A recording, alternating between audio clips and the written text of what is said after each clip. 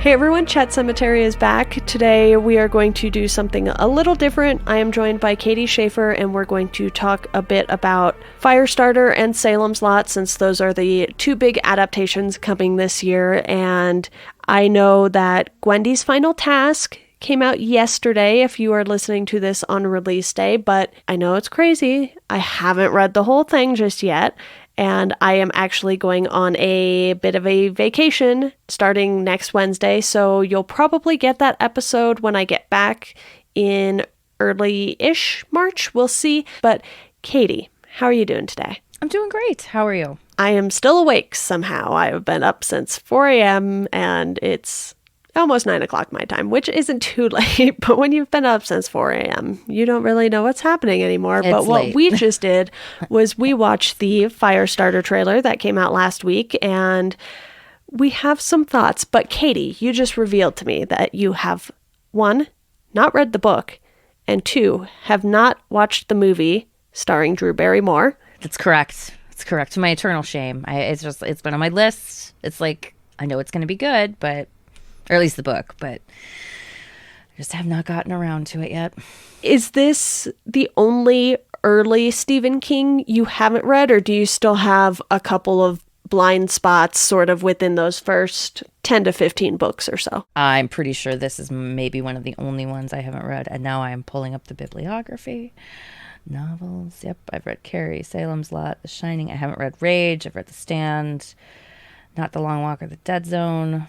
So I've read roughly half of his first 10 books. Okay, so it's not just like, oops, I skipped Firestarter. It's, oh, I will get to these at some point, which is fair because not everyone does what I did and goes through them all chronologically, and that is a perfectly valid way to read his works. It's a lot. What I did, not necessarily less valid, but more insanity. That's for sure. It's more demanding for sure. I'm still not sure how I did it, to be honest with you. Me neither. With your schedule. I have some spots that are just like blacked out and I'm like, I don't remember this book at all. Yeah, no, I get like Desperation and its sister book. The Regulators? Yes, we did Desperation. You did The Regulators with someone else. Yeah. I remember you telling me during that, you're like, they kind of just run together. They do. Insomnia is probably one that I kind of blanked on, which I know you and I did, and I didn't like quite as much as you did. Yes, I've actually read that book like 3 times. I really like Insomnia because it's a rare book that's about old people without them. It's interesting. I like it when we have not standard characters. Yeah. So I watched the Firestarter trailer, and I've seen the trailer for the original one, and I've probably seen bits and pieces of it growing up. And I know the concept. I have to say, one of the first things I thought is, who's that guy who's her dad?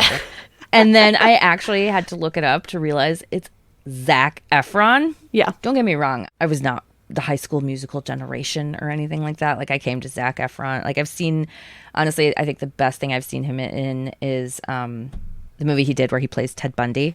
Yeah, that was good. That has an incredibly long title. Way too long to remember, that's for sure. Yeah, and it's a quote from a judge about Ted Bundy that he's wicked or whatever. But in that, like, he is a very good chameleon actor because he looks like Ted Bundy in that. And in this, he does not look like that, nor does he look like, hot young buff man. He looks like a dad who works out a lot. Extremely wicked, shockingly evil, and vile. Thank you. Yes, that's it. And I really liked his work in that. I think he's kind of like a Robert Pattinson. Not quite on the level of acting skill as Pattinson, but, he's thought of as like a dreamboat, but he does have pretty good acting chops. And so I was like, oh, I'm interested. And the little girl seemed great. I have thoughts on that, but I just want to say you left out one of Zac Efron's most important roles as Fred Jones in Scoob. I didn't watch that one. It's animated. It's fine. Because I was, and I'm not a big Scooby-Doo fan, but they did not have Matthew Lillard come back to play Shaggy for that one. They did not. And I was like, how could you? He is Shaggy. It's a crime against humanity, to be honest. It is. It is. And the fact that he still, and the funny thing is he still continues to play Shaggy for like the animated shows. But for that one, they were like, no, we'll get somebody else. I was like, But he does it so well. He's the only one who really sounds like Casey Kasem. Yeah. So you mentioned Charlie, who is played by Ryan Kiera Armstrong in this, and I just watched her in the latest season of American Horror Story. Okay. And how is she as an actress so far? I wanted to punch her in the face the entire time. Because of her acting or because of her character? The character, but she has that same look in this trailer. And it's kind of like this, I'm just going to do what I want and kill everyone look. That's right. She is in It Chapter 2. Yes, she's the girl under the bleachers. Oh my God. Yes. Okay. Because I was like, I've seen her face before, and I saw that movie in theaters, so obviously I've seen her. But yeah, that's interesting that she was in It, and now she's in it. It's just a thing. Once you've been in one Stephen King based movie, you're going to be in another one. And that wasn't a huge role. She was in it for 2 minutes, a scene or two. Yeah. And she was also in Black Widow, so she's been in some big stuff so far, but for whatever reason, her character in American Horror Story, I was just like, I cannot stand you. And look, I'll be upfront. I'm not someone who loves children by any means, but I don't often say I want to punch them in the face either. So that just tells you what her character was like. I feel like that usually means either the actor themselves is a total asshole, or they're really good at being the villain.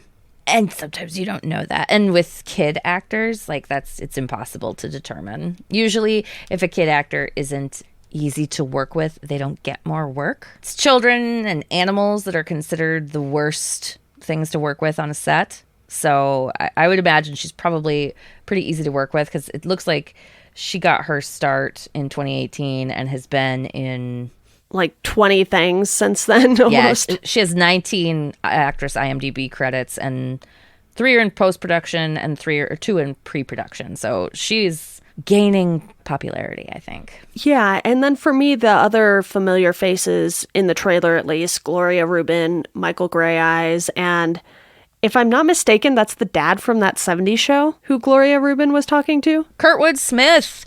You know what I think of him? He's the bad guy in RoboCop. Kurtwood Smith is amazing. I love him. He's a great actor. He's not even credited on the IMDb page for the movie yet. And I was like, wait, am I losing it? Or was that who that was? And so it absolutely is Kurtwood Smith. And yeah, I see that too. I'm looking at the IMDb and I'm like, how is that a name you leave off? But to be fair, the movie hasn't come out yet. So usually these things kind of get updated sporadically. Like, they're not going to put Gloria Rubin's character name. Obviously, they don't want us to know that for some reason, but you have, like I said, Michael Grey Eyes as Rainbird, and you have some changes from the source material within the trailer already. And I think this trailer honestly didn't do much for me. I posted this on Twitter too the day it came out, and I would love to be proven wrong, but part of me is a little worried this is going to be the Pet Sematary remake all over again, which I enjoyed the first time I saw it, and I think it was because I was in theaters and I was like excited to go see it, and that kind of... It's easy when you're in a theater to really enjoy something that you then watch at home and you're like, why did I like this? That was exactly what happened when I did that. And so this, I'm kind of keeping my expectations low, which I think you and I have learned to do with a lot of Stephen King adaptations. There are ones that you kind of know will be good in a sense. Like, yeah, and this director is super new. Like, this is his first studio, it looks like, feature film. Looks like he's done some TV and a music video and maybe an indie film. But yeah, this looks like a... it's, you never know. Sometimes you get a Robert Eggers and their first film is The Witch and it's balls to the wall amazing, but that's rare. And it looks like Scott Teems is writing it, and he was the writer for Halloween Kills, which is oh god, and he's writing the remake of The Exorcist. That's not a good sign. The plus side to this movie is that John Carpenter is doing the score. Okay, then I'll probably buy the soundtrack at least. Right. And I find myself listening to movie soundtracks a lot, especially when I am reading. So that's kind of perfect on that front. And this is something that I don't think is necessary. Many Stephen King remakes have not been.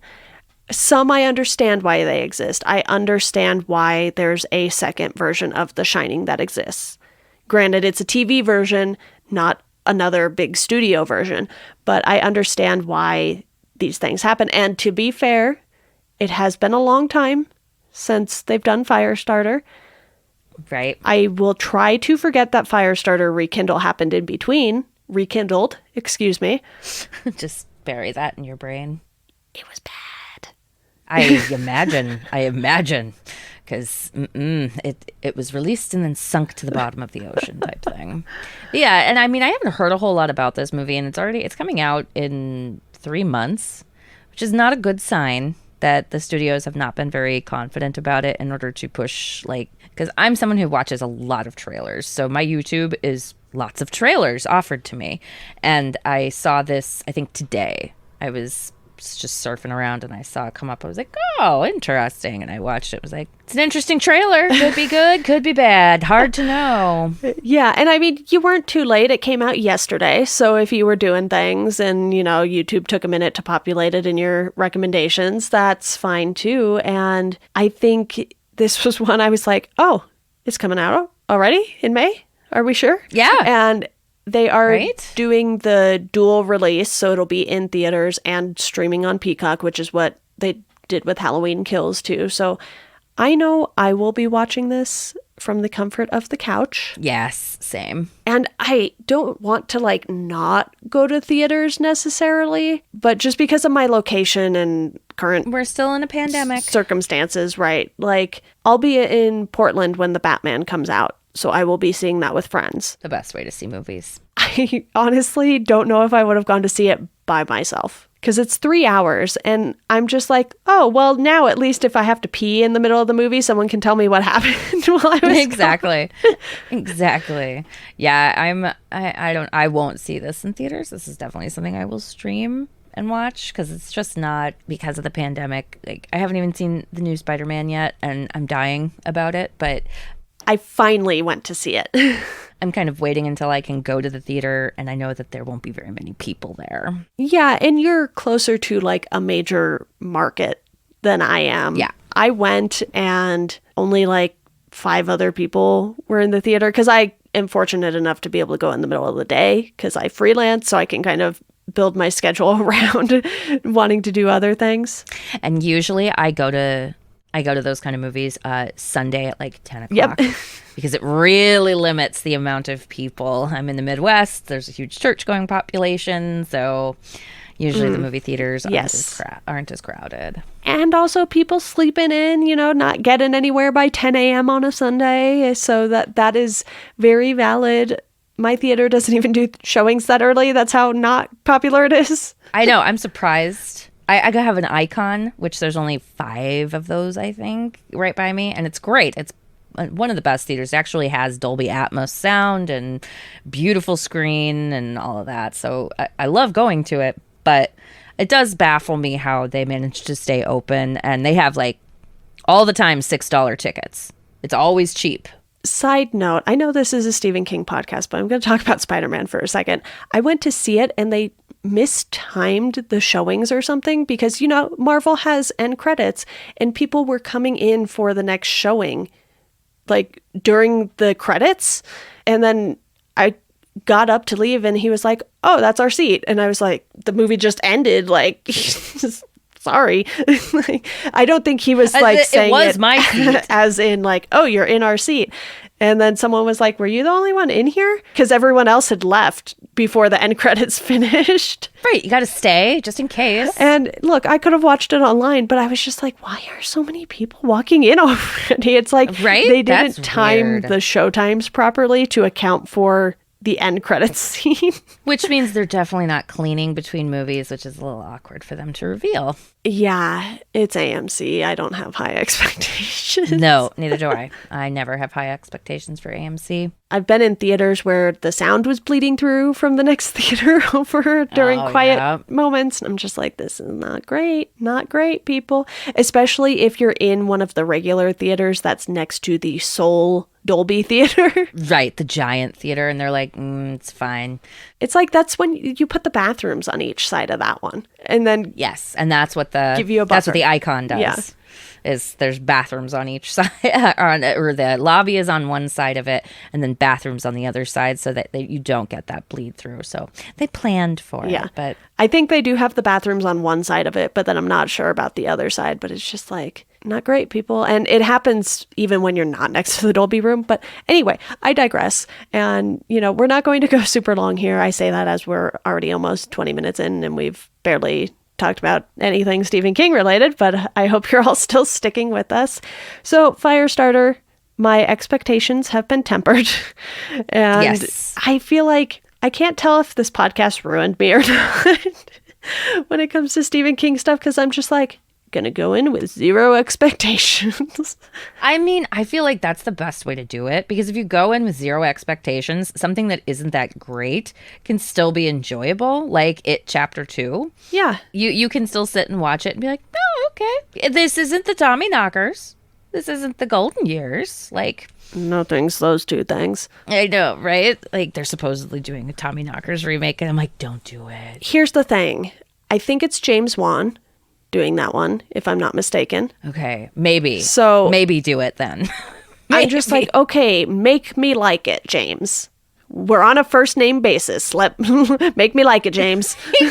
and you better really just edit that story with a razor and cut entire chunks out and maybe change some stuff, because that's one that needs it. But Salem's Lot, this is kind of the first I've heard about this one, and it's coming out in September? Yeah, I was about to say that. I was like, all these people are in it. Oh, okay, Alfred Woodard, let's go. Right? And William Sadler, who's awesome character actor. I really hope he's the vampire. He's Kurt. Because yes. Okay, yes, excellent. He'll be perfect in that. I'm a little concerned. I mean, in the movie business, I'm trying to be realistic, because the industry has been down since the pandemic started and all of that. But I mean, the guy who wrote it he wrote the Are You Afraid of the Dark, or some of the Are You Afraid of the Dark remake. He wrote some of the Swamp Thing TV series, which is actually pretty good. Yeah. And Gary Dauberman is also going to be directing it. So yep. That'll be interesting to see, writing and directing. And it looks like the last one he did before this was write and direct Annabelle Comes Home, which I've seen on streaming services, but have not watched, because I think it's part of a series that it's not the first movie in it. So I've been like, oh, okay. It's James Wan's series, actually, who is producing Salem's Lot. So that makes sense. There's that connection. Okay. And what is Annabelle part of? It's not Insidious, but... Is it part of the Conjuring universe? Thank you. Yes, it is part of the Conjuring universe. The Flim Flam people of Ed and Lorraine Warren. Yes. So he is involved in making some of the later Annabelle films. I like the Conjuring universe. I don't think I've seen the Annabelle ones. I've only seen up through third Conjuring one, I think. Look, my experience with James Wan in particular is Aquaman. And I don't think that's comparable in this situation. So I need to watch some of his horror stuff before Salem's Lot hits. Oh, and excuse me, Furious 7. How dare I forget? Oh, I've seen the first two. Only because I was in high school when they came out, and my boyfriend at the time was super into cars. And so he dragged me to it, and I was like, well, I guess this is an okay action movie. I've seen up through 8. I haven't watched the latest one, but... like you, I hadn't heard a lot about this. Like, this is the first time I'm looking at the cast. I know I have seen Salem's Lot articles from like Bloody Disgusting and Fangoria probably floating around. Apparently, I never bothered to read any of them. My sincerest apologies to Bloody Disgusting and Fangoria. I think I've heard that they were doing a remake of it, but I didn't hear if it was actually... There's always a lot of Stephen King stuff, remakes or new properties in development, but I think... I never believe them until they're out. Exactly. And so I didn't think this one had made it quite as far as the fact that it has a full cast. It's obviously let's see, is it in production right now? I would imagine, since it's coming out in September. Usually they say it's filming. Nope, it's in filming status right now. So that means we'll see something eventually, depending on how well the edit comes out, because the studio, if it's really bad, the studio may bury it or push it off or whatever. Yeah, I'm guessing we won't see a trailer until like June or July. If we're just now getting Firestarter in February and it's out in May, so it's out like 3 months from now, that timeline would roughly work if we see this trailer in June. Obviously, not necessarily same exact circumstances, but here's the thing. I don't like the 2004 Salem's Lot. Oh, that one I haven't seen. I've only seen the 70s one. And I think we talked about that for the show very early on. Because I remember watching it and I was like, I would not continue this if we did not have to do a podcast on it, because the only copies you can see, or at least back then, were like crappy, really bad quality. So it's hard to watch at times because you're like, what's happening? The screen is so black. Yeah.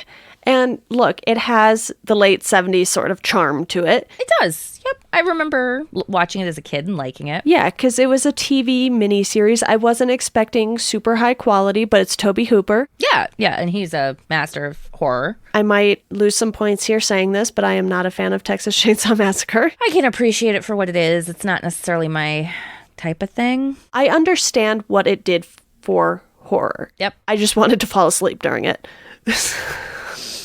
Which might say more about me than the movie, to be honest. It could be. But I think the original miniseries is pretty good for being a TV miniseries in the 70s about Salem, about Stephen King. And it stars Hutch, I think, from Starsky and Hutch. I'm bad with names. David Soul, I believe. Yep. David Soul. James Mason is in it as Richard Straker. And James Mason is a get, even that late in life. And that wasn't even that late. It's a very 70s TV cast. And it is, yes. What I did with this podcast was I tried to look at everything through the lens of when it was released. I wasn't looking at the 1979 Salem's Lot through a, 2010s lens, because I guess we would have done that one in 2018 or 19. My goodness, that seems like so long ago. Right. It was a while back. Yeah, it was very early on in the podcast, like you said, and it does some weird things, which is fine. It's obviously not as graphic as the book because it's a TV miniseries in the 70s, but more graphic than you would expect because it was the 70s and they were like, they'd just gotten rid of the Hays Code, so they were like, let's go nuts. I would definitely recommend that over the Rob Lowe one 10 times over, probably. Any Rob Lowe miniseries is probably not going to be good, as we learned with The Stand. Oof, that one's rough. But I think it has a lot of potential. It could be interesting, but I'll need to see a trailer and see how they're going to approach it. And if they're going to approach it because the book was obviously written in the 60s and 70s, depending on when King was writing it. And it has that era's feel in the story. So I'm interested to see if they're going to adapt it and have it be set in, modern day. Are they going to go for it being in the past? How are they going to adapt it? Because I think that will really have a huge effect on how it all plays out and how good it is. Yeah. So I just wanted to kind of get your thoughts on this because you and I love talking about things, especially Stephen King and nerd things and all of the things. I'm sure the listeners who have listened to multiple episodes of this podcast have heard you on here numerous times. It'd be really hard to not hear me on this podcast. Yeah. Because for a while there, I was talking to you and like 3 other people. Hey, it was awesome. It was a good time. I got to read a lot. I got to read and reread a lot of good Stephen King stuff and a lot of really terrible things. But you know what? I can now look back on the Tommyknockers and it is my go-to of this is the worst fucking book. This is the worst book. It's so terrible. And and here's the crazy thing is it's well written. It has an interesting story and plot. It's just that Stephen King was on cocaine and just whacked out of his gourd while he was writing it. And it's well, this probably could have been something good, but you were not in your right mind when you were making it, sir. Yeah. I'm not a fan of the alien stories, really, with exception to Under the Dome, because 95 to 99% of that story had nothing to do with aliens. Yeah, the book's good. And that reveal at the end is fine. The show is terrible, but... I'm so sorry I did that to you. It's okay. It's okay. It was... Now I know, because I was interested in watching it after I read the book, and I was like, oh God, how did you screw this up so badly? I think it's because they wanted more and more seasons, and I was like, this is a bad choice. And more sci-fi to it, too. Yeah, and that was also a bad choice. Which is a bummer, because Brian K. Vaughan did a lot of the work on that. And I love Brian K. Vaughan's comics, Why the Last Man. An absolute favorite of mine. I still haven't watched the show because I'm a little worried, and I think it got canceled after the first season. Saga, fantastic, just came back. Oh, excellent. We're really going off the rails here. I hope none of you mind. We're hitting about 30 minutes here, though, Katie. So, we just wanted to kind of look ahead at what's coming in 2022. I know there's some stories and another book because it's King. So, what else would he be doing with his time? That man has to write 8 hours a day, according to him. He doesn't feel right unless he's writing 8 hours a day. I was like, wow. That's lots of pages, I imagine, for him. He's much better at it than most people. Right? I don't have that kind of dedication, and I have a regular day job. Yeah, I have that dedication to podcasts, but even 8 hours for me, my ears are like, stop, please. Please, go rest. Go rest. Yeah. So, Katie, I'm sure you will be back on for maybe one of these movies. Who knows? Yeah. I haven't put them in the spreadsheet for people to claim yet. Maybe I did. I don't remember. But if you did, I'm going to go in and claim at least one of them. And I think I'm going to use this as my opportunity to read Firestarter before I watch it. Just because I've heard it's good. It's not huge. It's not like it's The Stand or something. It's a pretty short book, and in the realm of King anyway. So it's a normal sized book for every other human. Right. Exactly. Exactly. With maybe the exception of David Foster Wallace. But yeah, exactly. But he does lots of short, creative nonfiction. So the man did know how to write shorter stuff. He just chose not to with Infinite Jest. Yeah. Don't ask me about George R.R. Martin books, though, because I haven't read any. I don't know the length. They seem chunky. Don't do it. They're very chunky, and they're not my thing. They're lots of people's thing, but for me, just entirely too much rape. I didn't watch the show, so I honestly don't care. I watched halfway through the first season and was like, still too much rape. Not interested. Yeah. So, all right. Well, thanks for having me on to talk about this one. Yeah, of course. This is sort of the first episode of this kind that I have done. So I'll have to think of some other things to fill in the gaps here. I'm kind of not necessarily at a complete loss, but I am tired. Yes. You'll feel better after your vacation, I'm sure. I better.